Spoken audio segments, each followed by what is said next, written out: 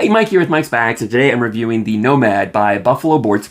Let's go ahead and start with the design here. Buffalo does an awesome job with designs. I absolutely love their designs. Every time I talk about the bag, I rave about how much I love the way the bags look. This Nomad's no exception. I don't know if this is the stock. They've had a couple different designs they release out, and Buffalo does a great job of giving you a variety of choices. So if you don't like the skull look, they've got other designs out there for you. I like this design. I love the skull. I love all the little skulls in the background. The colors pop. The back's kind of cool. Maybe the one thing why I nitpick this bag is I almost wish this design would flow to the back of the bag. So where you have the skull here, maybe the back is the back of the skull, and you've got all these little skulls all around here. So I like to see the design flow, but I'm nitpicking. I have no issues with it. I like the design. Buffalo does it. They're killing their designs. I love it. This is no exception. Love the way this bag looks. Material-wise, these are two very familiar materials. I've talked about these a ton. I've even reviewed some other bags that have these same materials. Slow side. This is the Surefire slow side. It's a popular material. Almost every company, if not every company, has a bag, or at least one bag, if not multiple bags in the market, on the market with this material on it. Buffalo has the Deadhead. So this is the Deadhead slow side, 5-speed material. It's controllable. It's very versatile. The big downside of this is humidity. When the boards start getting damp, moist from humidity, this material becomes unplayable. But for dry, fast boards, it's a great material. It plays really well. Fast side on here is the slow side of the ambush. So you've got the slow side of the Deadhead paired with the slow side of the ambush. Slow side ambush, it's the same as the fast side of the Viking, fast side of the Pro Advantage, slow side of the Viper without the dots. It's a 7-speed material. It's fast but controllable. It's hole friendly. It's very soft. It's a great material. You put these two together, it's the same two materials as the Reynolds Hurricane, the Fire Assault, 724 Havoc, Lucky Bags, O'Doyle's. There's quite a few other bags. I probably go on for a while. There's quite a few other bags that use this 5-7-speed combo. Again, the Deadhead slow side paired with ambush slow side.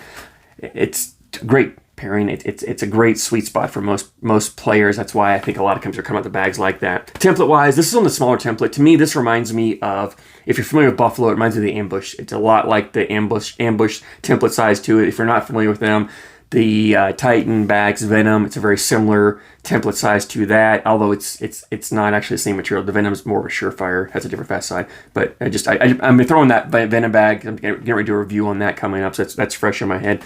But it's a small template bag, but it's not a full bag, right? It's still got some flop to it. It's not a puffy bag, as you would think. On smaller template bags are usually a little bit puffier, a little fuller. This is not that. This is a pretty loose bag. It does have that small disc fill that Buffalo uses. I think Buffalo uses it in all their bags. I don't know if Buffalo has another fill. I think they use a small disc in all their bags. Gives this bag a great hand feel. Right? You've got a decent amount of fill to it, so it's not crazy floppy, but it's not too full. You've got two soft materials, very soft, very pliable. Feels great in the hand. So if hand feel is important to you, this is definitely a bag that's gonna meet that need for you. Playability for this is a bag, as I mentioned, it's very versatile, because this slow side material, you can do so much with it. You can slow it down and play a control style game with it, throw blockers up there, kind of muddy the board up. I do think this bag being not crazy floppy and on the smaller side, it's a bag I think you can roll and flop with relative ease. If you're a beginner, you're not going to have lots of, this is not a bag to start with, but if you're an average to an advanced roll bag thrower, I think you can do this pretty well. I didn't really try it with this bag. Again, it's not something I like to do or do very often, so I didn't really try it that much with this bag, but I do think you can do it. I've seen people roll, the Surefire type bag, so this material's sticky enough, I don't think I have an issue with that. But it's also a bag that you can run bags in the hole. So if you just want to put 4 bags in, outscore your opponent, you can do that. And what I love about bags like this is you can mix it up from round to round, right? I can throw 2 or 3 rounds just running bags in the hole, and then all of a sudden the 4th round, start throwing some blockers up there and try to throw my opponent off the game or change things up for him. What I really like to do with bags like this is I like to throw a bag up there, put a blocker like a level 1 or even just almost in the hole, put it there, hoping my opponent's gonna try to do something crazy, try to roll over it, try to airmail over it, whatever, maybe hit it and kick off and leave a bag off. And then I'm gonna throw my next bag and just push and replace. Boom. This material's great for that. Push and replace. Next bag, same thing. 4th bag, flip it over, slick side, push it, take them both in and go and get my 4 bags in. I love doing that with this material, and this bag is great for that. It's a full enough bag that the collection is not hard, right? Sometimes you get those floppy bags, like a Surefire is a little floppier. A Surefire, if you catch it on the end, or even a Typhoon, you catch it on the end, it wants to collapse more than push, right? And so those bags, you've got to come more in the middle. This bag has still got enough fill to it that you can clip that corner and it'll drag in. Now, a couple negatives besides humidity on this slow side material. One, it has a kick to it. So if you don't have a flat bag, it will kick. Now, I've mentioned this before, and I'm nitpicking here. Just bear with me. I am nitpicking a little bit, but that's kind of what I want to do. It's kind of what I need to separate these bags.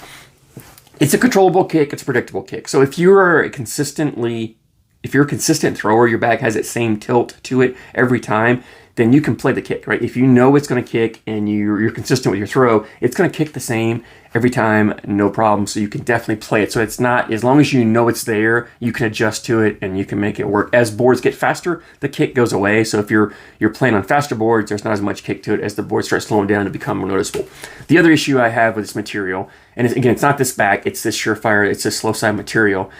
It does tend to want to hang on the hole. It tends to play stickier than a 5-speed material around the hole. It tends to play almost like a carpet material around the hole. It'll still melt in the hole from time to time, but there are times where it hangs in the hole where I feel like it should go in and it doesn't. And when it hangs there, especially if it's on the other side or the back of the hole, a regular bag going in is not going to collect it. Like you can hit it, it's not going to go in. You've got to come over, be a little more aggressive, come over and catch it and drag it in. The risk you run there, mentioned before, is you end up going too far over, missing, you end up 2 bags off the side, you're down 4 points. Or you come a little more, you catch it, and the bags hit and bunch up. I did have a couple times them bunching, and being a smaller template bag, it's not really the bag bunching as much as I think it's the material just hanging. Just be aware of that. Again, I'm throwing 4 bags every round, whereas you're playing an opponent, there's 8 bags there. So other bags going by there will help slowly bring that bag, especially if it's one of the first bags you throw up there, it'll slowly bring it in. But just be aware on your 4th bag, open board, a lot of times on this bag, I want to flip it over and go slick side just to ensure that it doesn't hang, it's going to go in.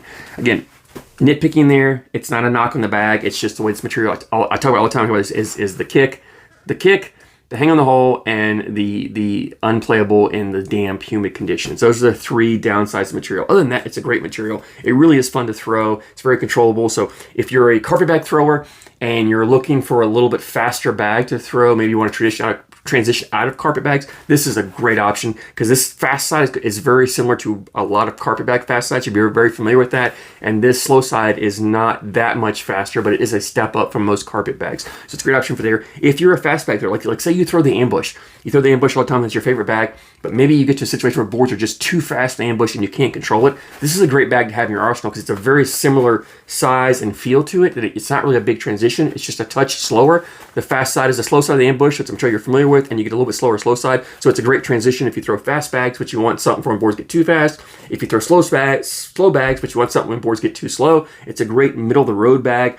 If you're a hard thrower, it's a great bag because this material is still very controllable. Even if you throw it hard, you can keep it on the board for the most part and control it, and it's still going to go in the hole. It's going to go in. If you're used to throwing carpet bags, you'll know what I'm talking about hanging on the hole. But all in all, it's a great bag. I do recommend this. I love throwing this. I had a lot of fun throwing this, and I think you will too. BuffaloBoards.com, where you go to get yourself a set.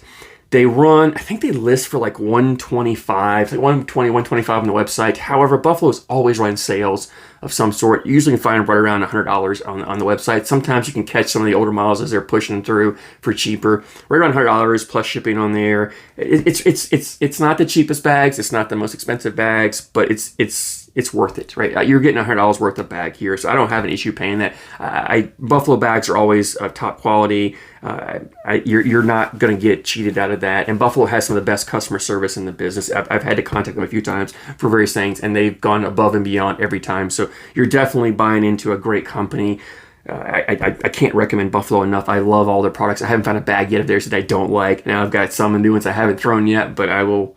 I expect good things from those as well. So all in all, I love what Buffalo's doing. I love the Nomads. Go check them out. I think you should get yourself a set. You're going to enjoy them. I thank you guys so much for your support, and thanks for watching.